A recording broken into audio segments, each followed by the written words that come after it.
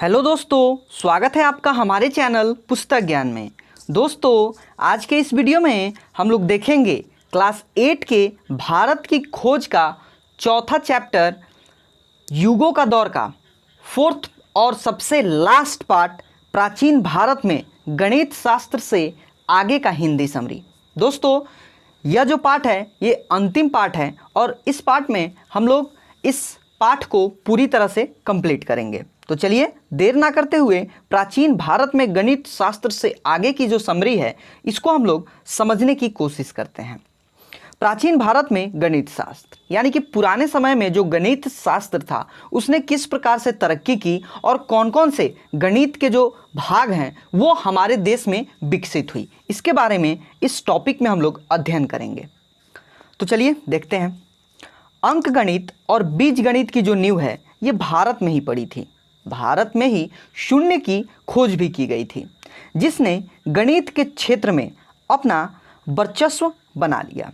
यह भी माना जाता है कि भारत में ज्यामिति, अंक गणित और जो बीज गणित है इसका प्रारंभ बहुत ही शुरुआत समय में भी हो गया था, लेकिन ज्यामिति के क्षेत्र में यूनान और जो सिकंदरिया थे ये आगे बढ़ गए। अंक गणित और बीज गणित में भारत ने जो था अपना दबदबा बना रखा। इसने कहा कि नहीं, हम तो अंक गणित और बीज गणित को छोड़ेंगे नहीं, ये हम इस पे अपना हावी बना के रखेंगे। शुरुआत में जो शून्य था यह एक बिंदी की तरह था, लेकिन बाद में इसने एक छोटा सा वृत्त का आकार ले लिया और बाकी अंक की तरह इसे भी एक अंक की तरह समझा जाने लगा। अंक गणित और बीज गणित में बहुत सारे गणितज्ञों ने अपना अपना विचार रखा, जिसमें आर्यभट्ट, भास्कर, ब्रह्मपुत्र मुख्य थे। भास्कर द्वितीय ने खगोल शास्त्र, बीजगणित और अंक गणित पर 3 ग्रंथों की रचना की। इन पुस्तकों की जो शैली थी ये बहुत ही सरल और स्पष्ट थी, जिसके कारण छोटे उम्र के जो लोग भी थे इसे आसानी से समझ सकते थे। और आज भी कुछ हद तक संस्कृत विद्यालय में इसी शैली का इस्तेमाल किया जाता है और इन्हीं शैलियों से बच्चों को वहाँ शिक्षा भी दी जाती है। 753 से लेकर 774 ईस्वी के मध्य जब भारतीय विद्वान बगदाद जाते हैं तब वे अपने साथ खगोल शास्त्र और गणित के कुछ पुस्तक भी ले गए, जिसके बाद में अरबी में उसका अनुवाद किया गया। और बगदाद के सांस्कृतिक प्रभाव के कारण मध्य एशिया से स्पेन तक भारतीय जो गणित है इसका ज्ञान फैलना प्रारंभ हुआ। अरबी जगत से यह नया गणित यूरोपीय देश में पहुंचा। शुरुआत में ये जो नया अंक था इसका सभी लोगों ने विरोध किया और इसके प्रचलन में कई 100 वर्ष भी लग गए। इसका पहला प्रयोग माना जाता है कि 1134 ईस्वी में सिसिली के एक सिक्के में किया गया। ब्रिटेन में इसका उपयोग 1490 ईस्वी से प्रारंभ हुआ। अब दोस्तों अगला टॉपिक है विकास और हास्य, यानी कि भारत में विकास कैसे हुई, किन किन परिस्थितियों के कारण भारत का हास्य हुआ यानी कि जगहसाई हुई, इसके बारे में हम लोग देखते हैं। अब देखिए, चूंकि हम लोग जानते हैं कि भारत में अलग अलग समय पर आक्रमणकारियों ने आक्रमण किया। अब इसके कारण ईस्वी सन के पहले 1000 वर्ष में बहुत सारा उतार चढ़ाव आया। इसी काल में भारत का जो संपर्क है ईरान, चीन, यूनानी जगत, मध्य एशिया के साथ होता रहा और भारतीय संस्कृति का प्रसार होता गया। 4वीं शताब्दी के प्रारंभ से 6वीं शताब्दी तक गुप्त काल को स्वर्ण युग भी कहा गया। माना जाता था यह युग जो था भारत के लिए बहुत ही स्वर्णिम युग था। इस दौरान संस्कृत साहित्य बहुत फला फूला भी। स्वर्ण युग के समाप्त होने पर जो भारत था इसमें गोरे हूणों ने आधी शताब्दी तक पूरे उत्तर भारत में अपना राज्य सत्ता स्थापित किया, लेकिन बाद में जो अंतिम गुप्त सम्राट थे उन्होंने यशोवर्मन के साथ मिलकर हूणों को बाहर निकाल दिया और फिर से भारत में कुछ समय तक, यानी कि यूं कहें कि कुछ कालांतर तक स्वर्ण युग स्थापित रहा। अब देखिए, अब चूंकि इस दौरान बहुत सारे आक्रमणकारी आए थे जिन्होंने भारत को अंदर तक खोखला कर दिया था और इन सभी संघर्षों के कारण भारत राजनीतिक और सैनिक दोनों दृष्टियों से धीरे धीरे दुर्बल बनता चला गया। 7वीं शताब्दी में उज्जैन हर्ष के शासनकाल में कला, संस्कृति और एक शक्तिशाली साम्राज्य बन गया। लेकिन बीच बीच में अनेक आक्रमण के कारण ये टूटता गया और अनेक शासकों ने उज्जैन पर अपना राज्य स्थापित किया। लेकिन यूं कहे कि ये जो शासक आए इन्होंने सिर्फ लूटा ही नहीं बल्कि उज्जैन को कुछ दिया भी। इस दौरान बहुत सारे इमारतों का निर्माण भी कराया गया और कला तथा साहित्य का संरक्षण भी किया गया। आक्रमणकारियों का प्रभाव दक्षिण भारत की तुलना में उत्तर भारत में अधिक रहा, जिसके कारण उत्तर भारत जो है ये दुर्बल होता गया और बहुत से लेखक, कलाकार और वास्तुशिल्पी दक्षिण में जाकर बस गए। शिक्षा की दृष्टि से देखें तो भारत में बड़े बड़े विश्वविद्यालय भी रहे हैं, जिसमें नालंदा जो विश्वविद्यालय है ये सबसे प्रसिद्ध था। यहाँ पूरे विश्व से विद्यार्थी शिक्षा ग्रहण करने के लिए आते थे। यहाँ धार्मिक और दार्शनिक विषय के अलावा दूसरे विषय की भी शिक्षा दी जाती थी, जिसके कारण विदेशों में भी, जो विदेश था वहाँ भी भारतीय संस्कृति का प्रसार हुआ।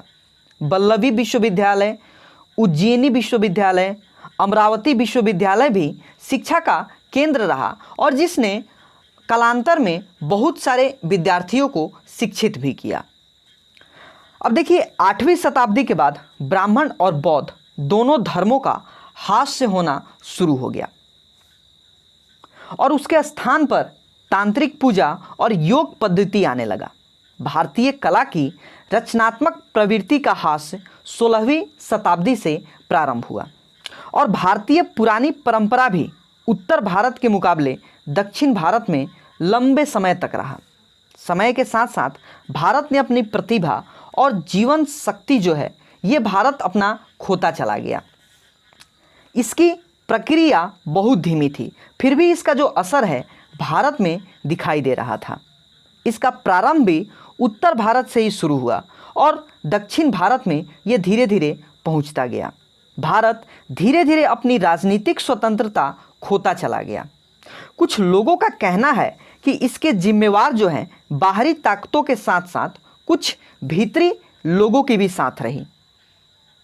चूँकि हम सभी जानते हैं कि जब तक अपना कोई बाहरी ताकतों से नहीं मिलता है तब तक कोई भी व्यक्ति टूटता नहीं है। या यूं कहें कि एक पेड़ को काटने के लिए भी जो एक कुल्हाड़ी होती है उसमें भी लकड़ी का ही यूज किया जाता है। यानी कि किसी भी चीज़ को अगर तोड़ना है तो उसमें अपना कोई ना कोई भेदिया होता ही है। इसी बात को यहाँ भी बताया गया है कि बाहरी ताकतों के साथ साथ इसमें कुछ अंदरूनी लोग भी उन लोगों के साथ देते थे, जिसके कारण जो भारत है धीरे धीरे ये दुर्बल होता चला गया। इसके बावजूद भी भारत ने समय के साथ साथ उनसे बचकर नए सिरे से अपना जो कायाकल्प है इसे फिर से कर लिया। फिर भी भारत में गैर मिलनसारी की जो भावनाएं हैं ये समय के साथ साथ बढ़ती रही। जीवन निश्चित चौखटों में बंट गया और प्रत्येक आदमी का जो धंधा है वह अस्थायी हो गया और जात पात ने भारत में अपना पैर भी धीरे धीरे पसारना शुरू किया। बड़े और छोटे जाति का जो भेदभाव है ये बढ़ता गया। नीची जाति वालों को शिक्षा और विकास के अवसरों से वंचित रखा गया। उन्हें शिक्षा नहीं दी जाती थी, उन्हें आगे नहीं बढ़ाया जाता था। उन्हें सिर्फ इतना ही कहा जाता था कि वे लोग सिर्फ निचले जो जाति हैं उनकी सेवा करने के लिए ही पैदा हुए हैं। उन्हें ऊंची जाति के लोगों से हमेशा ही नीचे रखा गया। भारत ने सभी को एकजुट किया, लेकिन अलग अलग समुदायों के भीतर।